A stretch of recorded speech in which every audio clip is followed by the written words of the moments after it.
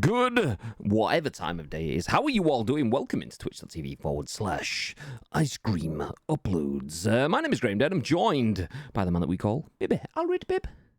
Good.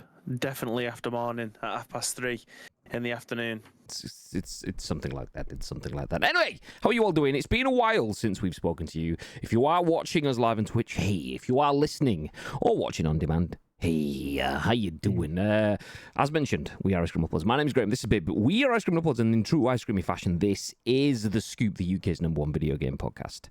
If we do say so ourselves. And as we established last week, the #1 video game podcast in Bosnia and Herzegovina as well, we have factual evidence that's definitely 100% been checked somewhere. We got an email saying we were the #1 podcast in Bosnia, by the way. If you missed that last week, so we're just taking it as fact. It is what emails never lie, right? I mean, I always get told that I own a Rolex somewhere, so, you know, I can buy fake pills from all of these other places and other things like that. That's bullshit too, but this one is definitely real. Anyway, good weekend, babe. Get up to much that you can talk about? What did I do on Saturday? Yeah, it's just literally been absolutely chaos on it for like the last 3 days. Yeah. I slept infinitely better last night than I'd done the previous couple of nights, but yeah. Getting there, ended up getting a massive cold sore off the back of it, so I can't smile that much because my lips keep on cracking. Just to jump in, for anyone that doesn't know, we work in video games, so that's the reason why the content can be patchy, especially in the busy times of the year for video games. But this weekend and then the start of this week, we've been out of the office working at a work event, basically, and yeah, that is the reason why we've not been around. So if anyone is wondering why Bibby has not got much sleep and basically is on the verge of herpes, it's because it was long hours working at an event, not what you're probably thinking anyway. So we did share a room together, Graham. So exactly, yeah, exactly. So yeah, we've been out of the office for a Jelly Media work event, which is all done and dusted. Now we're back home, and the content will now start flowing regularly until the end of the week, and then I'm back at the office for another full week. So we understand that the patchiness can be a little bit frustrating, and we also understand that it can interrupt our consistency, not just in terms of us producing the content, because that's the natural where it starts, but it can reduce consistency in terms of people don't know when it's going to be, so can not drop in. We know that's the way it is, but that's the way that we're resigned to making content because we fit it in around life. So we appreciate everyone that does drop in. Thank you very much for you guys that are here. I see you, JMK. I see you, League. Hey, how you doing? If anyone else is in the stream, please do feel free to get involved. It's important that you do, because we are live on twitch.tv/Ice Cream Uploads, where we give our thoughts and our impressions on the biggest, the best, and the breaking stories in the world of video games. But it's not just about our thoughts and impressions. We want your thoughts and impressions, and then your thoughts and impressions on our thoughts and impressions. That's kind of how the whole thing works. So if you are in the stream, please do feel free to get involved, because it's not just about the live stream on Twitch. The live stream is then turned into a podcast, video on YouTube, and an audio podcast on iTunes and Spotify and Amazon Music and Google Play. There is lots of places where over 200,000 people have watched and listened to this podcast on demand. So if you are watching the stream, please do feel free to get involved on behalf of those people, because you get to get involved. They don't. Whew. Spicy.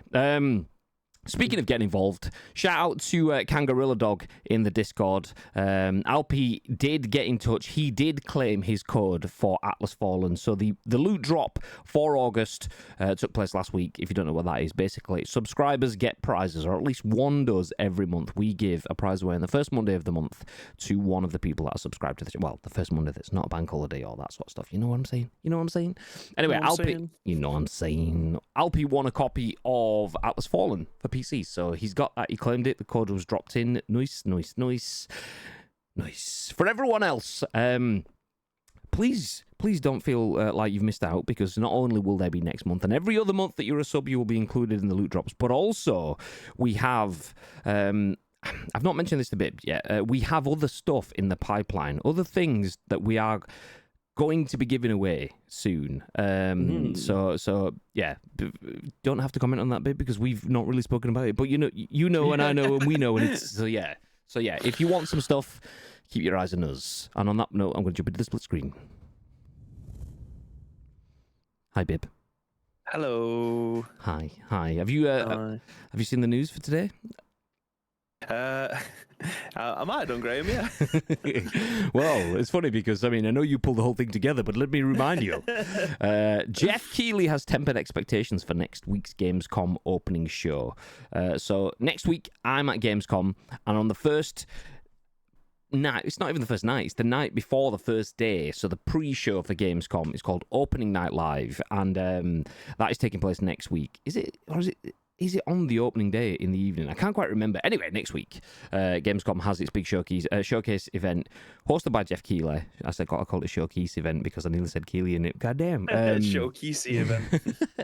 And apparently it's not going to have a lot of new projects in it. So, I mean, mixed opinions with Opening Night Live. It's great as a concept. It's not been the greatest show yet, and it doesn't sound like it's going to get much further. We'll kick things off talking about that, but then we'll talk about Modern Warfare 3 rewards being up for grabs in this week's reveal event. If you missed it last week, we had a story saying there was some new content coming from Modern Warfare 3, so if you want to catch any in-game stuff, we'll give you the information on that.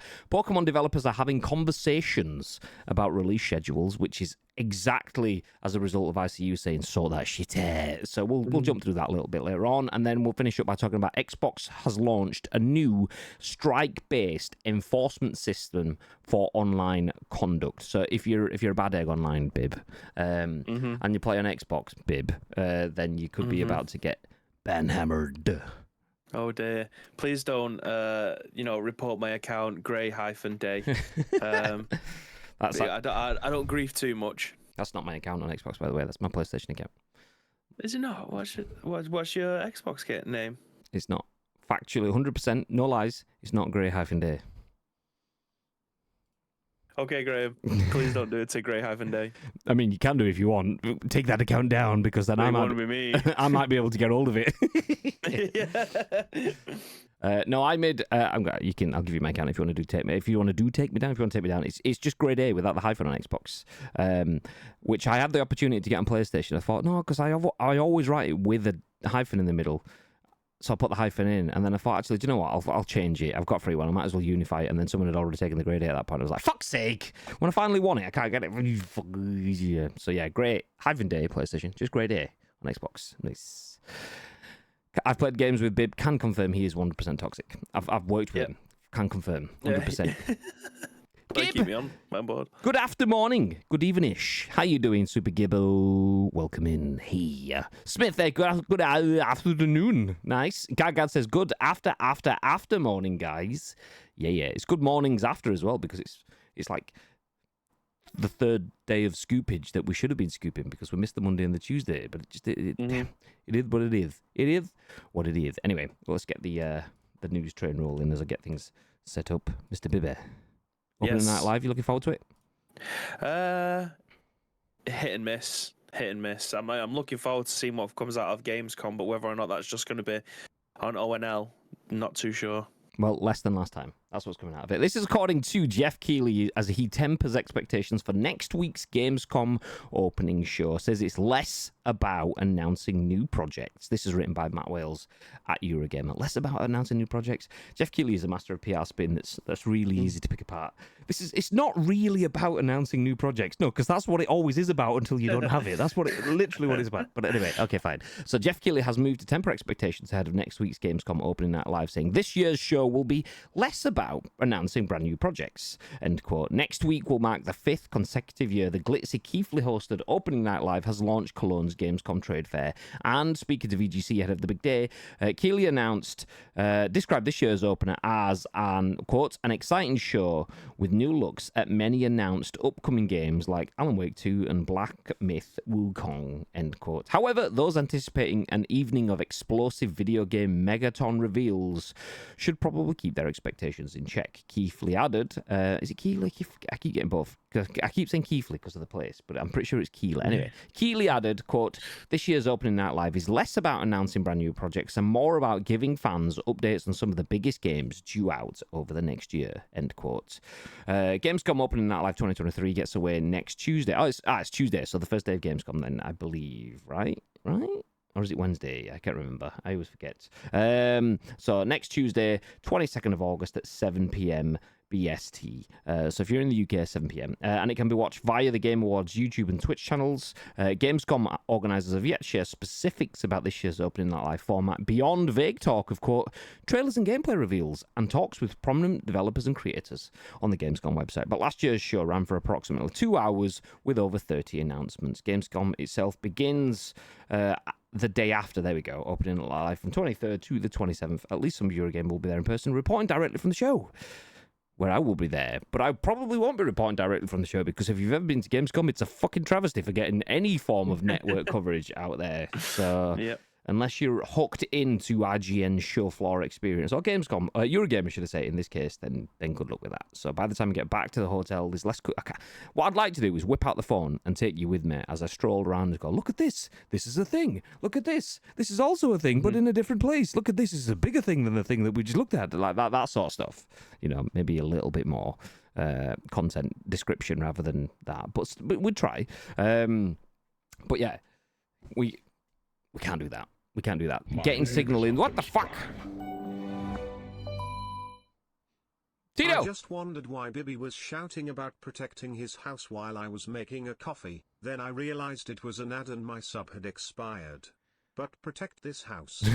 Okay.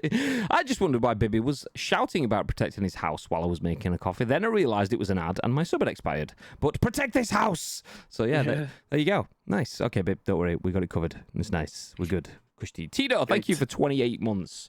You beautiful man. The No One mod with the No 28 sub. You love to see it. Let's go, baby. Yeah. Okay.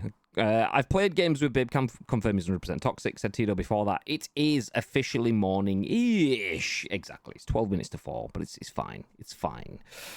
Okay, Geoff Keighley, not Keighley, not Keighley either, or whatever other name you want to pronounce it. Big Jeff, Jeff. He's tempering expectations for next week's Gamescom opening night live show. What are your thoughts on that, babe? I don't know. In the grand scheme of things, I don't know whether or not this might just be something where there's two sides to this, or there might even be three. So I'll try and explain them as best as I possibly can. So I don't know whether or not he's saying this so that people don't watch it because they haven't got that much to be able to show. Like they've tried scrambling all year, and people may have said, no, we've got our own presentation, and we want to include and own the marketing messages ourselves, which obviously we have discussed many, many times on this podcast. Basically, off of the back of COVID, obviously there was no conferences and things like that. They had to do presentations or showcases. We'll use that term because I think that's quite a good one across all different games and publishers and things like that. So having mini showcases and things like that was a much more viable option because it doesn't cost you as much to produce. It obviously doesn't cost you anything because you're not physically anywhere. So I always think that was a better method. You can own your own marketing messages and you don't have to trust someone. You don't have to trust the fact that this could end up getting leaked before they actually hit the stage. So there's a lot of grey area being taken away with that. This could also be like a double bluff at the same time. It's like there isn't actually that much for you to be able to watch. So if you don't want to watch it, that's absolutely fine. But then the people who are there are obviously the people who's going to get hyped first. So I don't know where I sit on this one. I don't like criticizing because obviously he has done a lot of good for the video games escape. Obviously we do take the piss with the thing true and all that other stuff that goes alongside it, but it's a difficult situation for him in terms of he's obviously producing the show. He owns the show, right? Opening Night Live, is that his thing? I believe. And I don't know this. This is the way I read it. So the Game Awards, for those that don't know, the Game Awards is Geoff Keighley's baby. He made that. He owns the brand to it. And whenever that channel streams anything, that's on his channel that he owns. Yeah. And Opening Night Live is kind of that. But because it's called Gamescom Opening Night Live, I believe it's a content partnership where it's Gamescom's brand that I think if they walked away and both walked away from each other, they weren't going to do that again. Gamescom could still do something else, but I feel like they probably could call it Gamescom Opening Night Live and use kind of funny to put it together, or Ice Cream Mufflers, whatever you want. Let's go, baby. But I feel like it's one of those where the two. are kind of synonymous with each other. So even though it might be Gamescom's brand, if they went and did something else, I feel like they'd probably call it something different. So I feel like he's pitched the idea to them to develop the content for their show under their brand and moniker, but they pay him for it. So he'll be getting a big wedge of cash to run their brand for them on his and their channels. So I feel like it's their brand, but yeah, he gets paid the big bucks for it. Yeah, because obviously he is a huge. I don't want to use the word celebrity either, but he is obviously very well known, very prominent figure within the video game landscape, and I imagine that if you have something that you want to get promoted, is the best person to do that is obviously him. So whether or not people want to be able to do that at this moment in time, I don't know what his expectations are for this. He's telling us not to get too excited. So I don't know whether or not he is just covering for the fact that they don't have much at the moment because either things aren't ready or people want to distribute it themselves, or it's a double bluff. Either way, I'm interested to see what's going to go on. I mean, it's not very often that I watch it live anyway, unless we're doing some sort of watch along with it. But obviously, more often than not, you're at the event, so it's not something that we frequently cover. I usually end up doing the fallout after the fact, the next day with like a roundup kind of thing. So, yeah, listen, Gamescom is my favorite moment of the year in terms of video game landscape. The amount of stuff that usually ends up coming out of it, it's usually the first opportunity that you get to be able to play the games that were formally announced at E3, that we don't have that opportunity anymore. It's just another showcase that's been lost. So I expect we're going to get a lot of things from it, but whether or not it comes within his show, I'm not too sure. I imagine that IGN might end up having a lot more to say than he does this time around. But who knows? Who knows who's going to bring out on stage? Who knows what is going to be presented? Who knows how long this show is going to be? Who knows what kind of games or updates that we are going to be getting from this? Yeah, I mean, ads. He says there may be a football game at Gamescom. I'm hopeful anyway. I mean, Gamescom does have some good things. For me, E3 is the big shining light of the year, or was. And Gamescom, just because of its proximity to the holiday season, is always weaker. Brands want their titles, their products out in terms of the marketing window about 6 months before Christmas. So they've got the time to get the first announcements out, start seeding it, build up the hype, and then run through the marketing campaign in the final 8 weeks to 3 months. And Gamescom is only 3 months before Christmas, so it's kind of 4-ish before Christmas. So it's only there's only so much time that you have to run there. However, I think G should check out the Moza stand. What's that one? Moza? What is this? But yes, E3 has the longer period. But what Gamescom has is it's closer to the new football season. So as has mentioned, football game.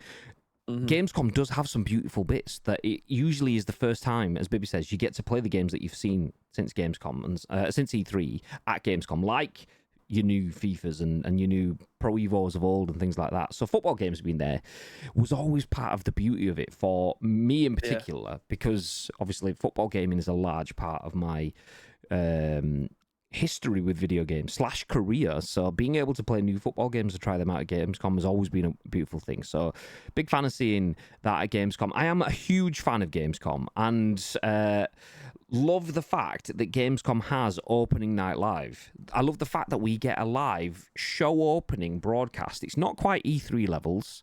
And that shows with this statement, it's less about announcing new projects, aka, okay, expectation management. You're not going to get the new, Modern Warfare 3 is going to be announced this week, so we're not saving Modern Warfare for Gamescom. You're not getting that announcement here. You've already had it. You're not going to get the next God of War reveal here. You're not going to get the next so-and-so here. PlayStation at the moment doesn't play well with others. PlayStation doesn't go, do you know what? Geoff Keighley and Opening Night Live, we will give you the next trailer for Spider-Man, or we will give you the first proper trailer for Wolverine, other than the teaser that we've seen. You won't get that here. They'll save that for their own stuff. And that's this is where I find it a little bit disappointing, because props to Geoff Keighley for expectation management. Shit happens if you let people think, oh, we're all going to be circle jerking each other here and having the best times ever because they're going to be fucking great announcements and everything, and fucking new Call of Duties and new Assassin's Creed and all these other titles that you can think are massive. And you get there and none of that's there. People get angry as fuck. People still get angry at indie directs from Nintendo when it doesn't have the new fucking Zelda and Super Mario game. It's indie, mate. Indie titles. It's in the name, but people still get pissed. So props to him for putting expectation management on this. I just feel it's a bit disappointing. Like, we're 5 years in now, so they say for any business it takes you 3 years before you start making a profit. We're 5 years in, and I feel like Gamescom opening night live still struggles to have relevancy. And then I understand the irony of saying that on the world's most successful podcast / in Bosnia Herzegovina. It's fucking difficult to be relevant in the world of video games when you've got multiple different brands, multiple different first parties that want to control their own release schedule. Why should they stick to your schedule just because you're linked to one physical event on a calendar? Like, okay, why should I change my stuff to fit you? And it's not even the perfect event in the year. E3 would be that, so why should I do your shit? You've got Summer Game Fest. So it's like, you don't need Summer Game Fest and Opening Live and the Game Awards all in the last 6 months of the year. Summer Game Fest hits, 6 months-ish. You get Summer Game Fest early June, then you get 3 months later, Gamescom, and then 3 months after that, you get the Game Awards, and then you get 6 months with nothing. Why are we not spreading it out so it's once every 4 months-ish, or just have the two so they become bigger? That's when I feel like it will work for me. So Geoff Keighley tempers down the expectations. I praise him for that, but I feel like the reason he's having to do that is because Gamescom opening night live just does not get people excited. As blunt as that is, I love Gamescom. Love going to Gamescom. Love watching live broadcasts, state of plays or Xbox showcases and stuff. But Gamescom opening night live has just never managed to do anything majorly significant. Like, you'll sit there and you'll talk about, oh, do you remember when X game was announced at X E3 showcase? Or it doesn't have to be E3. It could be the Game Awards. Would you remember when they did that thing at the first ever reveal of the Xbox Series X at the Game Awards? Nothing makes me think, opening night live, that showcase. Ooh. Like, don't get me wrong, there will be some decent stuff there, but it's usually stuff you've seen before. And if it's not stuff you've seen before, it's extra DLC for a game that's already out that you've seen for the first time. Like Fall Guys. We've got some exclusive content. World premiere of Fall Guys DLC, where you're medieval skins. And it's like, great. That is tragic. Nice one. It's not tragic. It's not. But in terms of playing headline events and that glitz and glamour of what Geoff Keighley wants it to be, that works for your Game Awards stuff. For opening night live, it's not. And I feel like this tempering expectations is bringing people down because he wants people to feel like it's the biggest, most exciting thing in the year. And he'll post something, don't get me wrong. Clip this. Geoff Keighley will post a trailer that he edited personally for all of the reveals that will be coming in opening night live, because he does that, and the same at Summer Game Fest and the same at the Game Awards every year that he edited personally. But that's because he wants it to be seen as this celebrity event. He wants to build up the hype. He will tell you, we are now we're watched live in 60 different countries on 4 different websites through this many mediums. We've had this many million minutes watched, and they'll follow that up the week after Gamescom, saying how it's been the most successful Gamescom that's ever been successful in the history of successful Gamescoms. And it's like, you are pushing it onto this pedestal of celebrity, but the actual content that comes out of opening night live just isn't.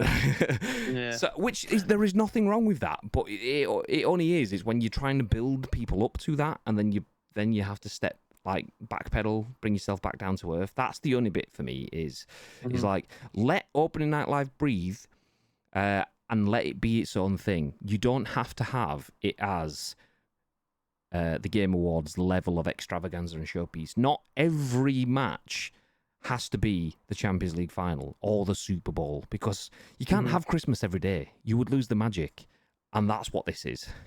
Yeah, I agree. Nice. upcoming sim racing hardware provider. Ooh, do you know what, Smithy? I will have a look. Do you know, I'm going to do that. I'm going to make a list in the Discord. Things that you want Graham to look at, and do you know what? We should give it an even more stupid name, like Compo Face. Games Compo Face. That's what, not Games Compo Face. I'm going to stand there like that, like someone that you see someone in your local newspaper. I'm going to be stood there like this. Like, man has his fence like broken by some kids. Yobs keep breaking his fence down. It's the third time this week. That's what I'm going to be doing, but next to the Moser stand and next to other bits. Love that. Yeah, that's it. Games Compo Face. Let's go. So you tell me what you want Compo Face next to, and I'll do it. Nice. We need to get onto Craig and get a Games Compo Face asset, like a wrap or a logo that we can just stick on the 100%. image. Yes. 100%. Nice. Aurora, hi. How you doing? How is the Famalam, by the way? Congratulations. Hey, how you doing? Apologies for making it personal if you didn't want it to be personal, but I've not had a chance to say it to you. So hi. I find Geoff Keighley so tedious now. Do you know what? Same. I've said this before. I was trying to not get into it personally there, because we've done it a bunch of times before. Geoff Keighley gets put on a pedestal in the industry about how he's the white knight for everyone and always fights the good fight. But his anti-Konami stuff impacted on people in a supremely negative way. And we know that firsthand, obviously. We provide all forms of support for numerous brands, and one of which is Konami. So our teams had some horrendous toxicity on social media as a result of Geoff Keighley trying to do one of his... Okay, let's slow things down and get real now. I'm going to be staring right into the camera 2 foot away, not on a stage with a microphone and all that stuff. I'm here because there has been some injustice in the world, and it's like, I know, it's happening right now to us, but from your perspective, where you feel like it's okay. So that, plus the fact that one of the jokes Bibby made then was, write the theme tune, sing the theme tune. He all the show is about his achievements and his accomplishments and how he's made it a success. And as a white male, do we really need a white male as the single host on 3 of the biggest broadcasts across the games industry? It's in Europe. Why do we not have a European person? Get a European dude, or maybe someone that's not white and male, possibly, onto it. You know, let's spread that out a little bit. So yeah, from my perspective, he talks the talk as long as it's good for him. So yeah, we've said that before. So yeah, anyway. I hear no lies. GTS 6 Switch Pro confirmed for Gamescom Kappa, Nintendo exclusive Kappa. Yeah. I wonder if Nintendo will announce anything at or around Gamescom. They have nothing for after the start of 2024. Do you know what? Gamescom historically haven't, like, they have stands there. They usually have a stand there, but they don't tend to position their content around it so much. Similar to Sony in that sort of sense. They realise they can control the narrative and move away from the bluster of a busy content schedule by just having a direct when they want. That said, they still kind of do direct stuff around E3, so there's still a chance that they could do something. The only thing saying on that is it's less than a week until opening night live, and it's a week today till Gamescom starts. So if we haven't heard anything by Friday, I wouldn't expect something, unless they go, oh, by the way, direct tomorrow, which is very possible for Nintendo, but usually they'd be like, give you like the weekend to think about it first. So yeah. Geoff has his favourites and he shows it, and that's not a problem for me. You get personality when people have their favourites. I mean, Bibby's sat in a room. Let me go Big Bib on the stream. You don't have to.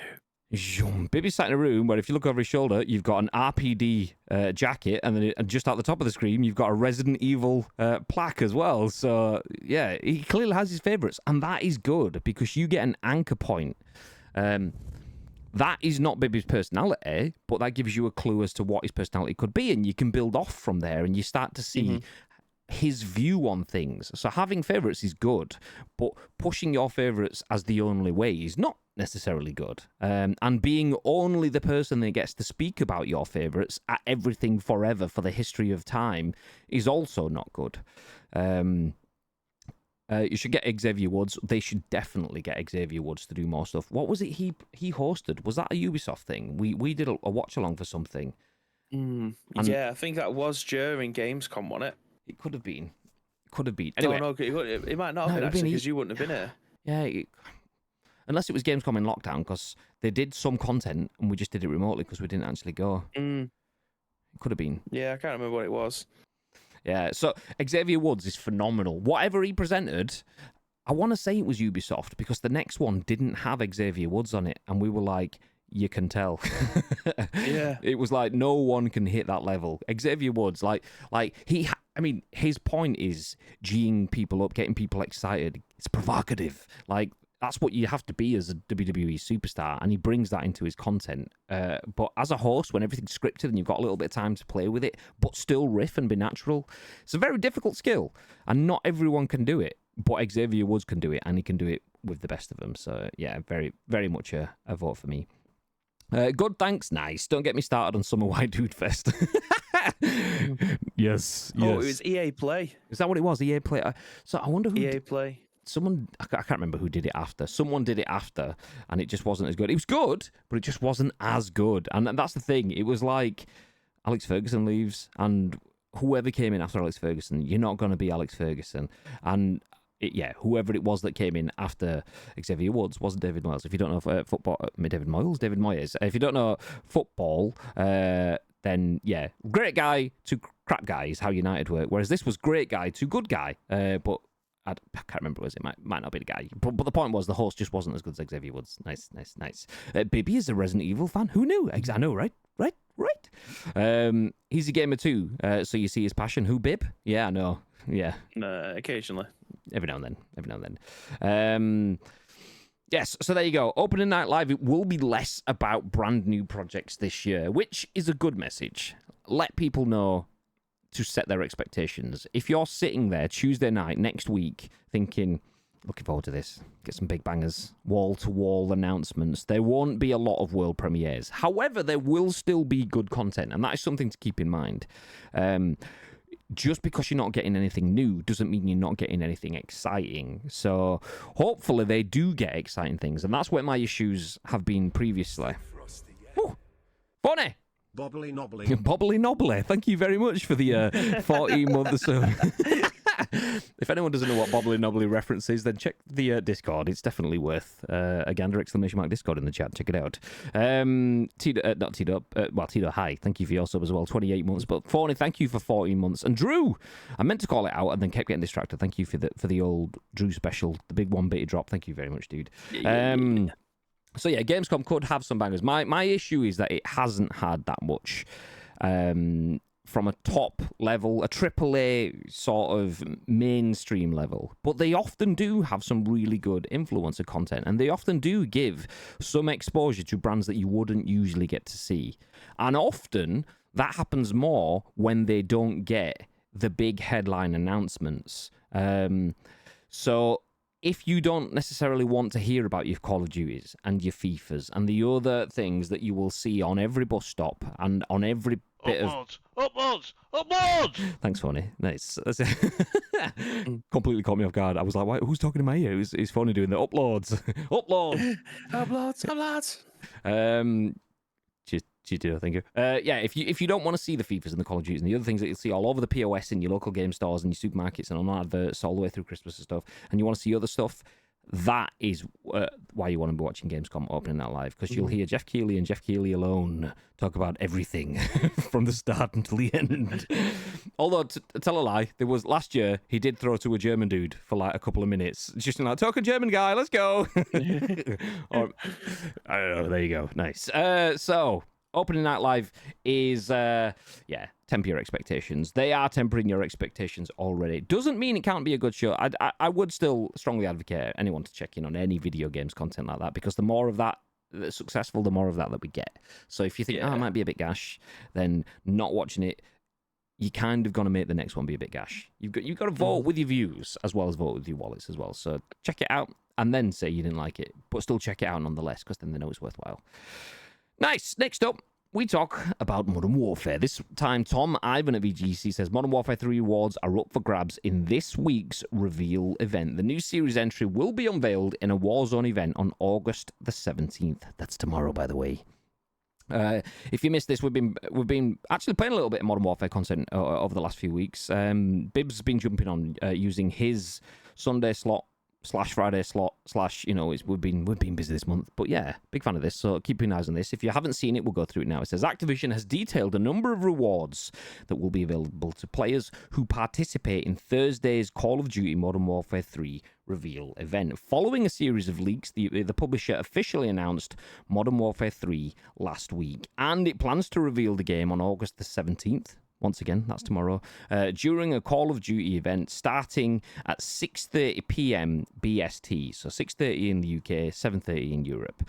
Players who participate in the Shadow Siege limited time event will unlock various rewards for completing objectives, including a new base weapon that will be immediately available in Warzone and Modern Warfare 2. They'll also be available in Modern Warfare 3 when it's released, as most collected Modern Warfare 2 content will carry over to the sequel. Activision has said that this week's reveal event will feature an airborne to ground assault of the Coney-occupied Azaya Observatory. Modern Warfare 3 will be released on November 10th for all of the things. We'll leave it there. Thank you very much to VGC for the article. But Modern Warfare 3 rewards up for grabs this week. Mr. Bib, 6:30 p.m. UK time tomorrow, 7:30 Europe time. In-game event, Modern Warfare 3, you will get rewards for playing it. Will you be jumping in? It depends how long it lasts for. Because Thursday, I usually, by the time I get home, sort the boy out and stuff like that, and then I go to football later on. So I don't know how long it'll last for. If it's literally just going to be like an hour, then no, I'm not going to have any chance to be able to play it. Either way, I'm looking forward to seeing what all of this event stuff is like. I don't think I've actually ever... I'm sure this is the second in-game participation thing that they've done. I don't know that for absolute certain, but I'm fairly certain that this is the second one that they've done. And obviously they're taking a leaf out of Fortnite's book because they've obviously been in there for like 5 years now. But I love stuff like this because they kind of get you in on the ground floor as to what it is and what to expect from the next iteration of the game.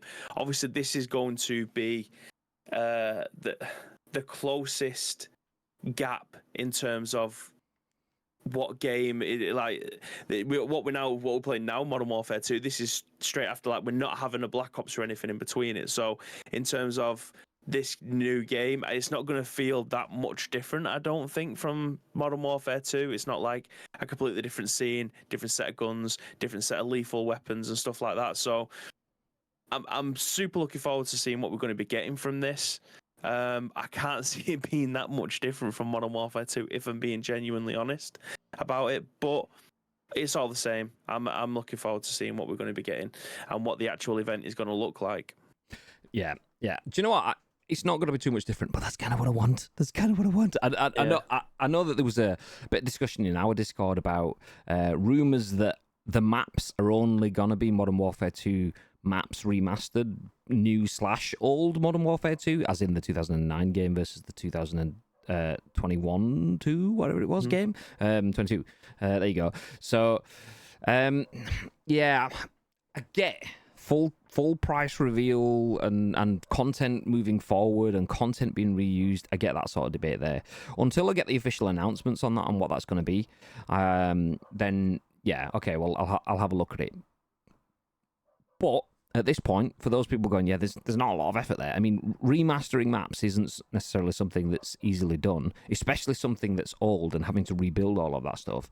But putting that into a multiplayer environment that ties into Warzone and carries all of your skins and stuff forward, and then also has the single-player element stuff on the side of it as well, the amount of hours that you're going to get out of that doesn't necessarily seem like a bad thing for me. So I will give them the benefit of the doubt and wait till see what the announcement is.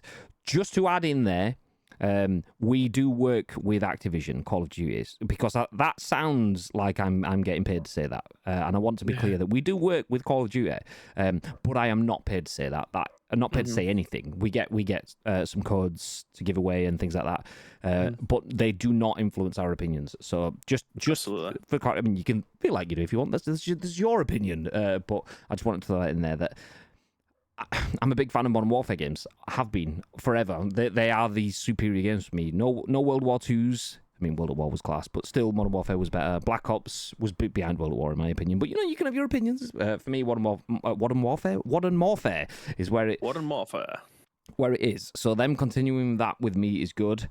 I do agree with you though in the fact that this reveal event that starts at 6:30 on Thursday / tomorrow evening, I will still be in a car at 6:30. So hopefully it's not 1 hour and done. Hopefully this is something that will last for 6 hours. Start at 6:30, finish at 12:30 or something like that. And as long as you've done bits in that time, or will last for 24 hours, what it is. Because the Call of Duty playthrough had to be their community events, scratch an itch that is very specific. But they often happen twice, not always, but often happen twice. And when they do happen, it's usually on a Sunday. Like some random Thursday at 6:30 is not the greatest thing. So, didn't Fortnite used to give you time frames? So Yeah. that it might take place like 4 or 5 times a day for like 4 days or something like that. So if you missed it, you'll have to wait 2 hours for it to reset because the event might be like 40 minutes. So it'll give them time to reset it and then you can jump back in again. I hope that there's going to be something like this and it's not just a one and done, because that just wouldn't be very user friendly at all, really, would it? Yeah, I don't know if that was every time, but that's what I was saying. Like sometimes it'd be Saturday and a Sunday. I don't know if that was every time or not, because I never actually took part in any of them. I opened up some Twitch streams and watched bits of a few of them, but I've never actually played it myself, so I don't have that level of connection to say that everyone had some replayability. But even still, hopefully we have some of this. But I'm not against this. This is cool. The people that are going to be playing your game at the end of next year, the next product cycle, are probably the people that are going to be playing your game now, which is a game that is at the end of its product cycle. So activating on those is activating on your most core audience, your key players. Not just the ones that jump in, make a lot of noise, and then bugger off, or the ones that jump in, throw a lot of money down and bugger off. It's these people. So playing in their playground always gets some bonus points for me. So I'm intrigued to see how it goes, because in-game events, as we've seen with PUBG, can be minimal. Oh, we put some posters up on billboards. Great, that's changing my game. Not at all. Or the billboards are now TV screens, and we will broadcast the PGC Finals event live in the game when it's happening. All right, well, that takes place in Korean time, so not until silly o'clock in the morning, and I'm not going to be playing it then, because I'm either going to be asleep and or at work, depending on what time frame it is. So also great. But if it's something that actually employs new mechanics and involves you to get involved in, requires you to get involved in things, then yeah, big fan. Looking forward to it. I mean, Modern Warfare has been the best use of the Fortnite effect of having the in-game events in a Call of Duty skin, and that's only because it's the more recent ones. They've learned over the last couple of years where we had some Modern Warfare / Black Ops back to Modern Warfare. So Modern Warfare now has all of that acumen that they're building on. So that leads me to feel that this could be the best in-game event that they've had, because it's the most recent one, and surely they've learned some shit by now. So yeah, looking forward to seeing what it is. If it doesn't just stop at 7:30, because I will be getting out of my car and probably halfway through a chicken burger or whatever I'm having for my tea at that point in time. So fingers crossed it's still going when I can jump on. Nice. Moving forward to our friends at Gaming Vault. Shunal Doke says Pokemon developer is, quote, having conversations, end quote, about release schedule. Release schedules. The Pokemon companies. The Pokemon. The Poke. It's been a long couple of days. It has. Yeah. So the Pokemon companies, that's the chief operating officer, the COO, has revealed that the company has been having conversations about the non-stop release cadence of Pokemon games. About time. We've been talking about this ourselves. I've not actually read this article, so let's have a look. So the Pokemon Company chief operating officer. I meant to say chief, but okay. Chief operating officer Takato Utsunomiya. Nice. I think I've nailed that perfectly. Nobody can question that. Nice. We'll move ahead. Has stated that the Pokemon Company is having conversations about the release schedules for future Pokemon games and raising the general quality of the games. Speaking to comicbook.com, Utsunomiya stated that there have been conversations about changing the cadence of game releases as development environments change. Quote, I think in general, if you look at the past, the path we've taken up until now has been this constant release, always regular, releasing products on a fairly fixed kind of cadence, you might say. Utsunomiya said through a translator, quote, always having these products able to be introduced, a new experience for our customers, and that's how we've operated until now. I think we're still operating in that way, but there's more and more conversations as the development environments change about how we can continue to do this while making sure that we're ensuring really quality products are also being introduced. End quote. For context, new Pokemon games have been coming out on a regular, almost yearly basis since the franchise made its debut on the Game Boy back in 1996.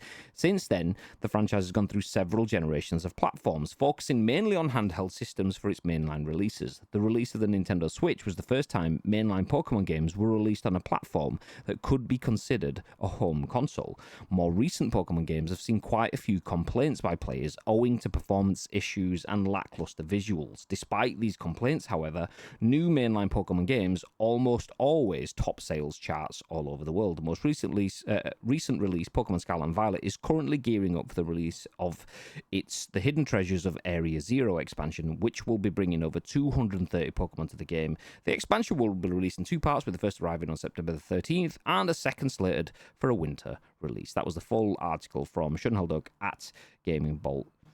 Nice. So Pokemon developer is having conversations about release schedules. They release a game every year, and we want to keep people having these new experiences, which is an admirable thing.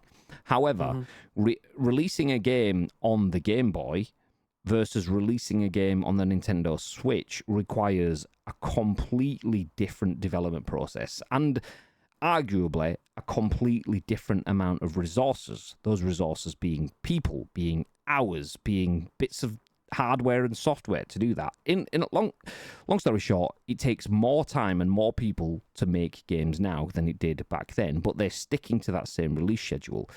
There has been complaints that the more recent games are lacking. However, it still tops the charts. So is this them finally going, actually, do you know what? Maybe we should look at this. We're having conversations about schedules. Is that just going to be, yeah, we're having conversations. We're still making shitloads of money. Cha-ching! Continue. Or is this a case of, okay, those conversations are, we either need to adjust the schedules or we need to increase the quality. Do you see this actually changing anything? What are your thoughts, Bib? I don't know, because I feel like this is a conversation that we have every single year, because it isn't just one Pokemon game that gets released. I mean, it might be in terms of a mainline one, but you obviously get some DLC, and then you get Pokemon Sleep, and then I mean, these are things that are being distributed out under the Pokemon umbrella. It's not the same people that are making them and stuff. They're obviously the Pokemon Go team as well. So there is various different people working on this franchise at any given time. We still haven't fatigued from Pokemon. Like, in terms of us playing it, like, Scarlet is the first one that I'd actually played recently on a home console. That doesn't mean to say that I haven't been playing Pokemon Go or playing any of the other older Pokemon games, but in terms of a newer release one, I didn't pick up Arceus, I didn't pick up Sword or Shield. Like, it's been a long time since I've been invested in the later Pokemon games, the Pokemon franchise. I wouldn't say I was fatigued. I just think I genuinely thought they could do better, and that's a me problem, because these games are still selling extremely well. Scarlet, fantastic game, thoroughly enjoying my time with that. However, I just think Temtem is better at this moment in time. I just feel like they've got a lot more going on over there, and it's definitely attracting my attention more. Not just for the fact that I can play it on my PC and then my save will transfer over to the Switch and I can pick it up and go, forget about all that stuff. You'll never be able to do that with a Pokemon game. But I do think that they are their own downfall when it comes to stuff like this, because they very much like Call of Duty or any other sports game for that fact, they love being able to bring out yearly release of games, especially Pokemon, because it's always towards the end of the year around the holiday period that we end up getting a Pokemon game. We did end up getting Arceus in like March last year, so we'll take that with a pinch. It might even be 2 years ago now. Time's just fucking flying. So it could have been March 2021. But they realistically, these games tend to come out around the holiday period with a new version of the Nintendo Switch or whatever it is that they want to end up bundling it up with. So, do I 28th think of that they would January, 2022, actually. It was when, sorry? 28th of January, 2022. So only last year. So, I did think it was January rather than March, although right at the end of January. But I also thought it was 2021 rather than 2022. Fuck me! I mean, time has flown, but also hasn't flown at the same time. yeah. So, do you know what I mean? In terms of these mainline Pokemon games that are coming out, I don't know if people are getting fatigued by it, but I do think that they probably could spend more time actually producing the games. Like, just skip a year, make it 24 months. And I'm fairly certain that you're going to be getting a better version of the game because it won't be a PowerPoint presentation. It won't be a slideshow when you get to a battle. Like, the animation is terrible. You could play Pokemon Stadium now from the N64 era via your Nintendo Switch because it's in your Nintendo Switch N64 package, and the battle animations on that are infinitely better than what we're getting on Switch now.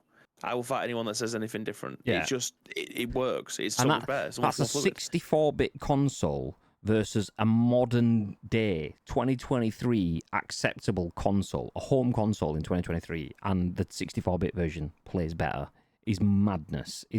And Tito says, see, if it was that much of an issue and people had Pokemon fatigue, then sales would be dwindling, surely. But that's the thing, though. People don't have Pokemon fatigue. People want more Pokemon, so people are buying it. That's the reason why Bibby's playing Temtem. People want that experience. People are now getting fatigued of subpar experience, but people still want that. People still have that itch. So 25, 30, whatever years it is later on, people still want that because they love the experience. But the issue is, the only way you can get that experience with the creatures that have been created in that universe is to buy their games.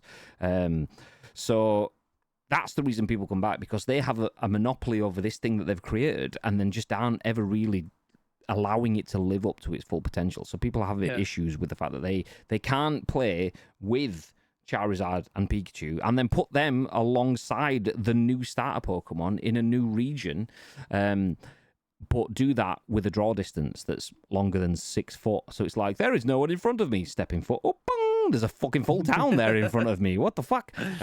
And I mean, I'm speaking secondhand. Those comments are from people like Shaw and people like that have talked about, and I think Adsme as well in the past. And Enix definitely chipped in with something when we're talking about it, about the draw distance on the last few games and so on, let alone the framiness. So those issues are kind of counter to what Pokemon started off. There's a famous story of, I can never remember the name of the developer, famous developer as well, and I just suck at remembering Nintendo devs, but they were basically struggling to get Pokemon Red, Blue onto the first cartridges.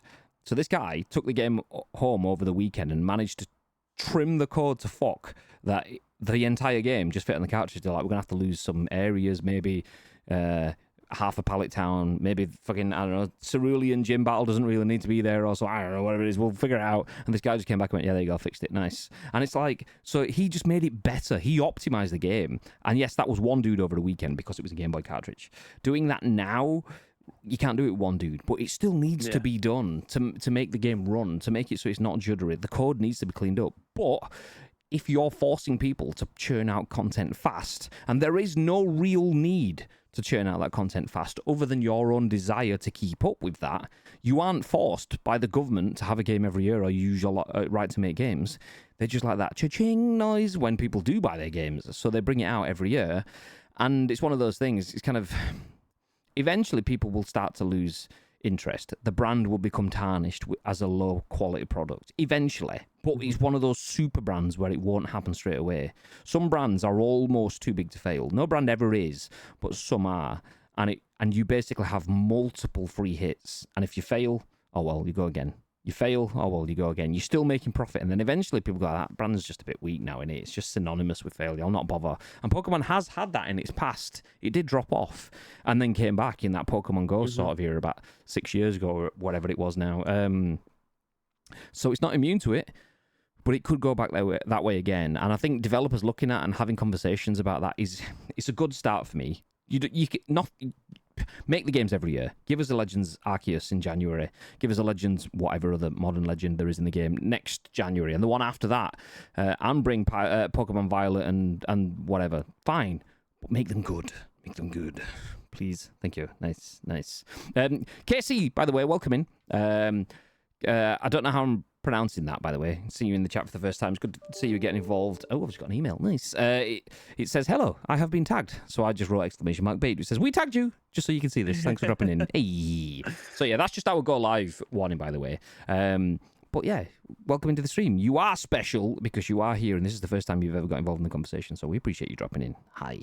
If you ever want to watch this back, you will be recorded in this forever on YouTube and on Spotify and on Amazon Music and all the other places where our podcast goes out. So hey, how you doing? The last Pokemon game runs like ass. The last few have, yeah. So then it's a case of Pokemon having no incentive to try harder. Yeah, exactly. They don't, and that's what it is at the moment. Right now, it's business. Well, people are buying it. So what's the point? But that's where PlayStation is as well. We keep taking the piss because PlayStation went from being for the players to for the payers. So you want a good experience, we will give you one. But you'll have to pay a fucking ton for it. If not, you will get an okay experience, and that's kind of what it is. But there is no alternative. It's like, well, you can pay a ton, but you're still having the same experience. Hopefully, the hardware for the next Switch comes along and just fixes things. But until then, we'll just keep churning stuff out, and you'll keep paying because you have to, and we said so. But eventually, people will fall out of love with that. Yeah, the game's open world, but they haven't took the time to optimize. New main game every 2 years, a side game, Legends or remasters in between. We're weird as customers. We complain about things, but we're all mostly massive fanboys and girls and extremely brand loyal, even if they don't deserve it. 100%. 100%. But people like what they like. And people, not all people, but a lot of people are naturally trusting. And you think, do you know what, I'll stick with it. I'll do them right and they'll do me right. And not like that, sell down. And yeah, not always with brands. I mean, Pokemon is a very clear example of a brand that preaches doing the right thing in its in-game messaging. You've got to look after these Pokemon. There is no such thing as bad Pokemon, only bad trainers, and you've got to be a good trainer. You want to be the best that no one ever was. Yeah, nice. Then you've got to go out and smash it. In the meantime, we're not really going to do that because we preach the message doesn't mean necessarily that we practice the message, because you're going to buy the shit anyway. So fuck you guys. So yeah, hopefully they start to improve that. I don't believe they've done it maliciously. It's just one of those things that it works enough. People will be able to enjoy it enough. And you will let things slide if you love something, and enough people love it to spend Nintendo tax prices on games every year, so they aren't going to rush to change it in a way that rocks the boat, because we'll just release one the year after. That means they'll lose 50% of their revenue in a 2-year period. 50% revenue loss is a big chunk of change to lose, so I don't expect them to make any drastic changes. I hope they do improve games as they go and find ways that they can incorporate it now, which will then be in the next game and the one after and one after, so they all work. That's the only way that we'll see them changing. Will they slow down? I don't think so. Will they slow down if it makes it better financial sense? Yeah, having all of these extra teams working all year round to just get the game every year, they could lose 30% of the teams and then only release a game every 2 years, but save a bajillion pounds cost, which means it actually balances and we get a better game. So more money for less work. That's when they'll start to look at it. So yeah, we'll see. We'll see. I feel that's not the case in 90% of AAA modern games. I'm old, I know. Yeah, exactly. It is.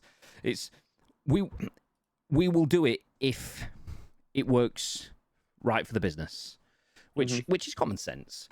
But sometimes businesses go, we won't even look at it because it's working right for the business. And that's when it's bad. It's like, oh, well, we're fine. What's your problem? That's the problem. You're fine, but we're not. Anyway, moving ahead.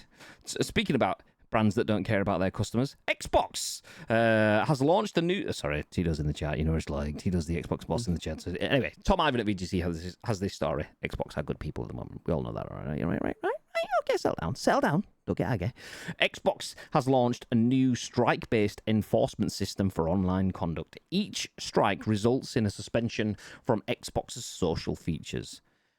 So Xbox has introduced a new strike-based enforcement system for offensive player conduct. The platform holder has a range of enforcement actions that it can apply if players are found to have violated Microsoft Services Agreement or Xbox's community standards. Starting today, which was yesterday, the new system will attach strikes to every enforcement, ranging in severity based on the inappropriate activity. For example, profanity or cheating will result in 1 strike. Sexually inappropriate behaviour or harassment and bullying will result in 2 strikes, and hate speech will result in 3 strikes. Quote, the system is similar to demerit strikes used in driver's license systems in many countries, according to Dave McCarthy, corporate vice president of Xbox Player Services. For example, a player that has received 2 strikes will be suspended from the platform for 1 day, whereas a player that receives 4 strikes will be suspended for 7 days. Players have a total of 8 strikes and, once reached, will be suspended from Xbox's social features like messaging, parties, and party chat, multiplayer, and others for 1 year from the enforcement date. Each strike received will stay on a player's record for 6 months.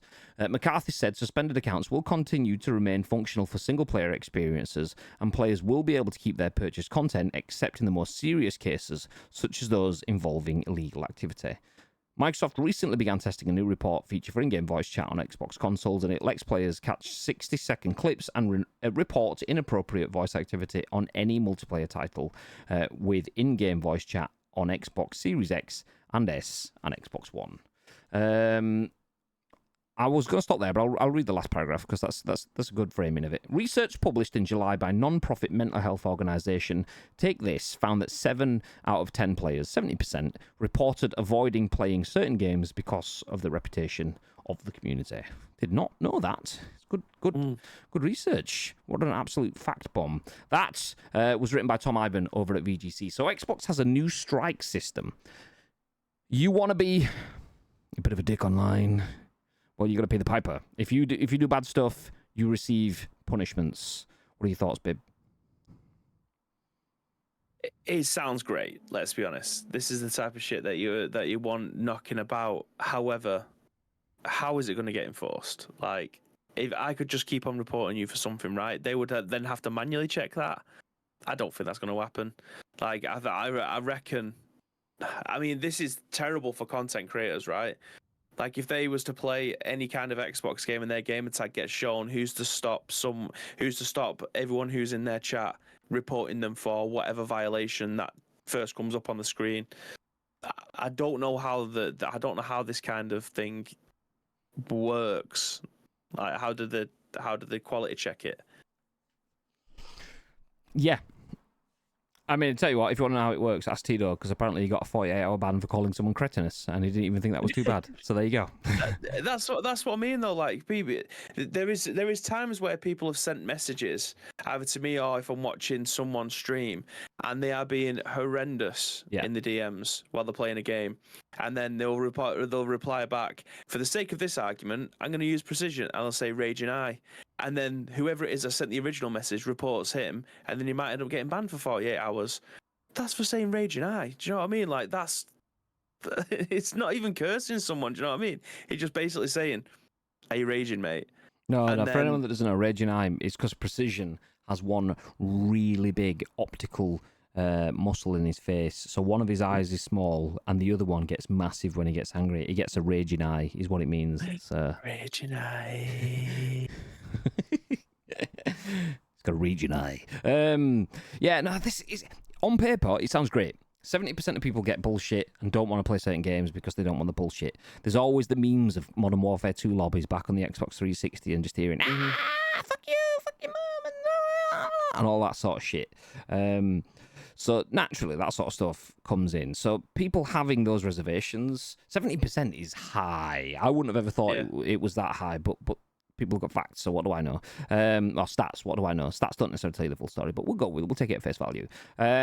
So to counter that, Xbox has new strike-based enforcement systems. I do like the fact that you can be fully gone and come back a year later and learn from your ways, because some people are dickheads and deserve to be banned, but people change. So maybe people can come back a year later. And if not, then they'll fucking go and sit outside for another year again, paying for your Xbox Live subscription but not using it. Sucker. Yeah.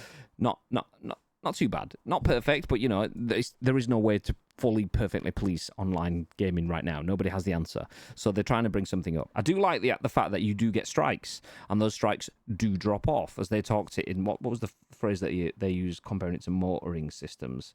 Demerit strikes are used in driver's license systems. I like that. You get a strike, and then you lose it again if you keep going with good behaviour. Job's good. But like you say, it's so difficult to police, because if T-Dog calls someone cretinous, that is not an insult to me. That is an observation. If I find you to be a cretin, that is not an offensive word. It's not profanity. It is a perfectly fine personal opinion. If someone finds me a cretin, oh well, I can either choose to be asked about that or not, but that's someone else's opinion, so it's up to them. And if I've given them reason for that, well, then that's on me. It's still their opinion. Just because someone doesn't like you doesn't mean that they are due a strike. If someone doesn't like you but then insults you, that means they are. That's different. If someone uses bad language in doing that, from my perspective, freedom of speech, and if they don't like it, if you are playing an 18+ game and then they start messaging you, then you kind of should be 18, so you're opening yourself up to adult language because you're playing an 18-year-old game. So there's all sorts of bits in there, using the profanity and aggressive sort of fuck you or whatever. Not really any need for that. So I can understand Xbox just going, okay, you can have a couple of days out, just don't bring that shit around here, we don't want it. I understand that, fair dues. But if there isn't people giving it any human consideration, and people go, that guy just said something I disagreed with, report, cretinous, ban 48 hours, then that's just bullshit then. Because you end up with what I've got. I've turned off direct messaging. Whoppers that aren't my friends can't message me. Whoppers that are my friends, like Bib, can message me. That's just how it works. And even if they do, it doesn't pop up on the screen. But that's kind of where it'll go for everyone else. So this social, what do they call it? There was something that said they'll lose social bits. Each strike results in a suspension from social features. For me, that sort of system, if it's not very detailed and your AI doesn't have the intelligence that has a normal person's level of intelligence, then you lose access to social features. Then I would proactively kill off that social feature. I don't want to be messaged off. That's it. If no one messages me, I can't message them. I'm not one of these whoppers that will message you. Well, Tito maybe, and that one time he killed me on PUBG. LOL, Tito never killed anyone on PUBG. Oh my god. Stop, he's already dead. I just saw him right. I will report you in the chat, so I just thought I'll go for it. If I'm not the kind of person that's going to message people off just randomly. I'm not 12 anymore. That stuff wasn't acceptable for 12-year-olds. It's definitely not acceptable for a man that's, let's just say, older than 12. Let's put it that way, right? So for me, it doesn't bother me. I understand other people would be pissed, but if you don't want to get banned, don't chat shit. Because chat shit, get banned. That's what it is now, mate. So, and that's what it should be. But if it's just get banned for just telling people to do one, then that's a bit different. And yeah, so in principle, yeah, it's great. In reality, okay, it could be great. It needs a bit of practice. So you need to be able to... So if you get banned for 2 days, you need to be able to go, have a look at this, please. And then someone needs to properly look at that. If it's just one of those where you go, have a look at this, and then you get the, someone's looked at this, we stand by our previous message. It's like, I use the word cretinous. Like, just because you don't know what it means doesn't mean it's a bad thing. Fuck's sake. So...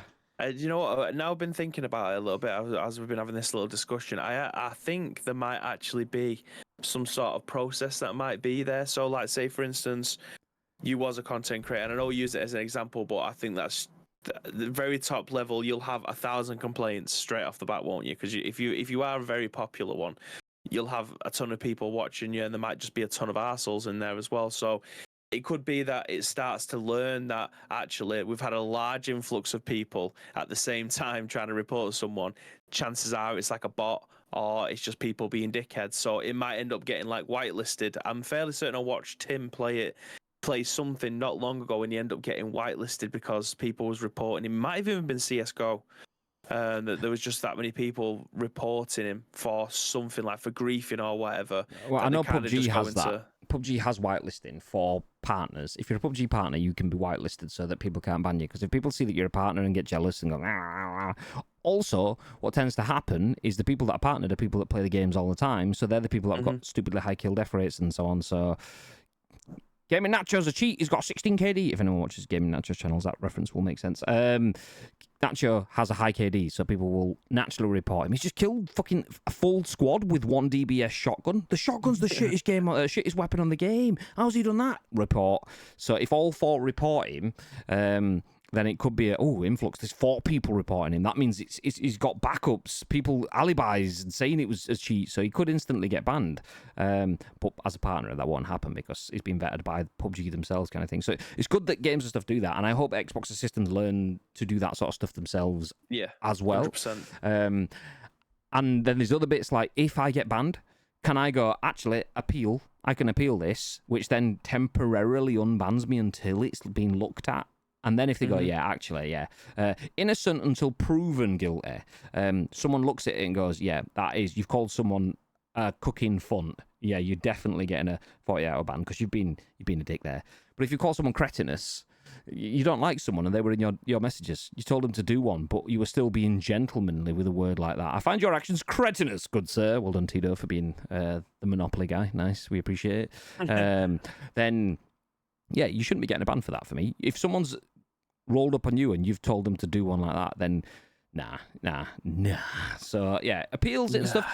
Big fan of it, though. I mean, credit to Xbox because it's not perfect. People are getting banned for profanity and like Phony said, you can set up a fake account and spam someone with 8 bazillion party invites and stuff like that. Not perfect, but they're trying, and that's the good thing. The fact that you can submit 60 seconds of audio means that they are providing you with tools to provide evidence for your innocence, I imagine, or to obviously show that someone else is guilty. The fact that they are providing these tools, the fact that there is a new system in place, means it's not just everything's fine, right? And a lot of brands just believe that everything is fine, and Xbox clearly knows that it isn't.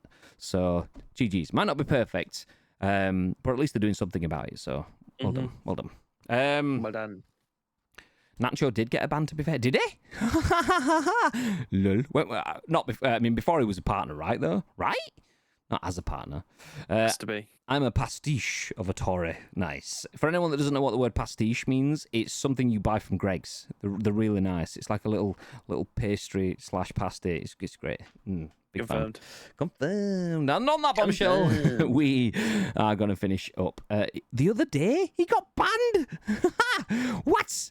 No way. Give me some details while we wrap things up, Phony. Come on, give me the details. So Geoff Keighley tempers expectations for next week's Gamescom opening show. Discussed now, gone. Next week's Gamescom opening night live isn't chocked full of new game announcements, but it could still be exciting nonetheless. So if you're interested in watching it, do feel free to check it out. If not, you can always check out the scoop. If Bibby manages to go live, obviously we are a man down next week because I'm out of that, but if Bibby goes live on Wednesday, he'll have all the wrap up for you then anyway.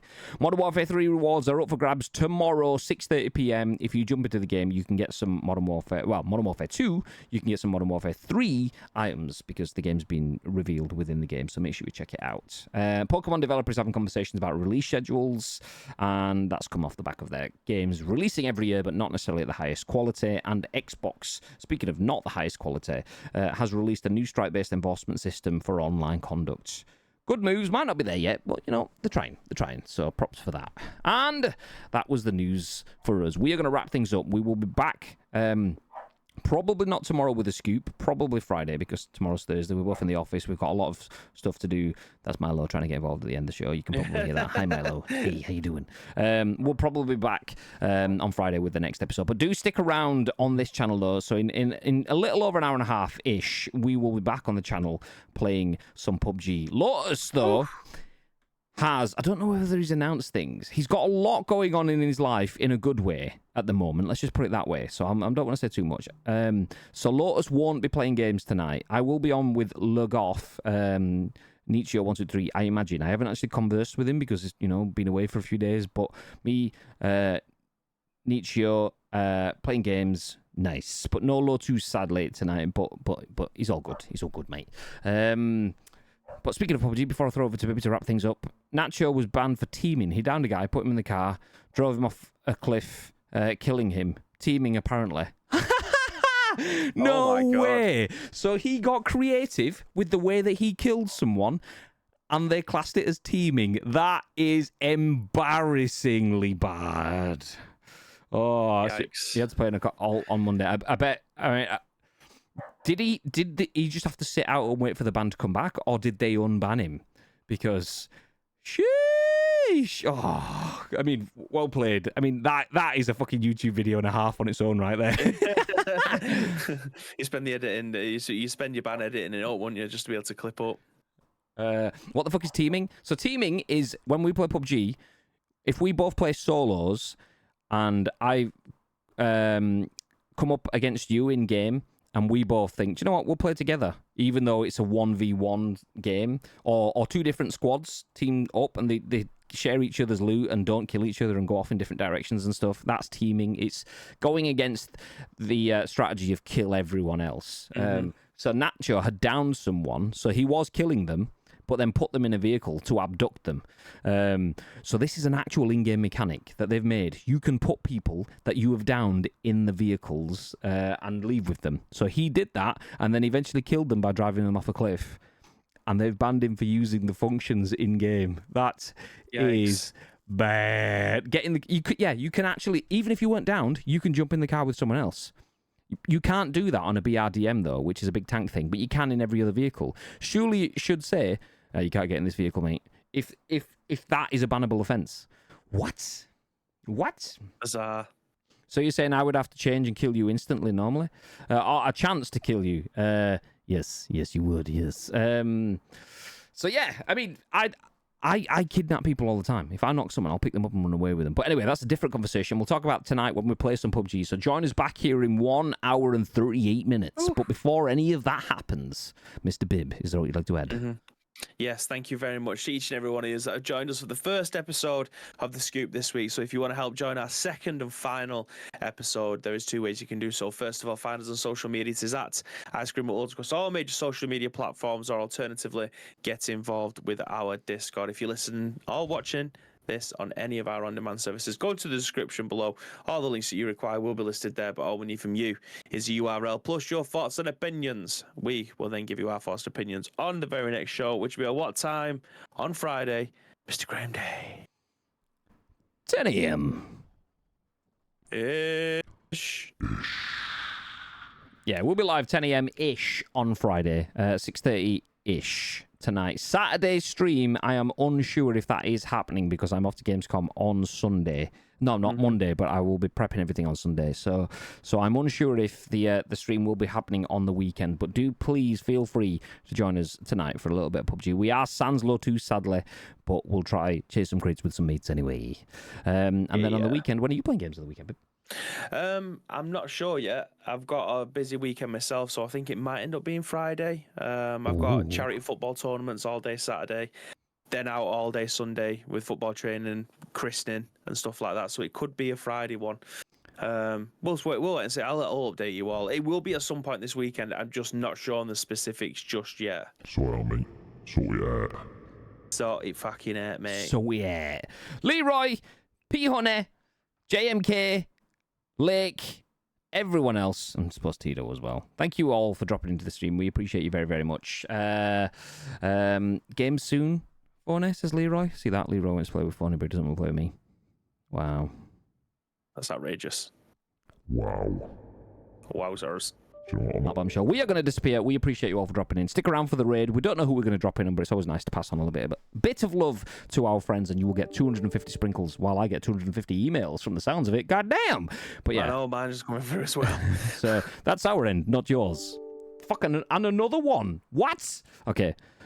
Have a good weekend. Week, whatever. Stay frosty.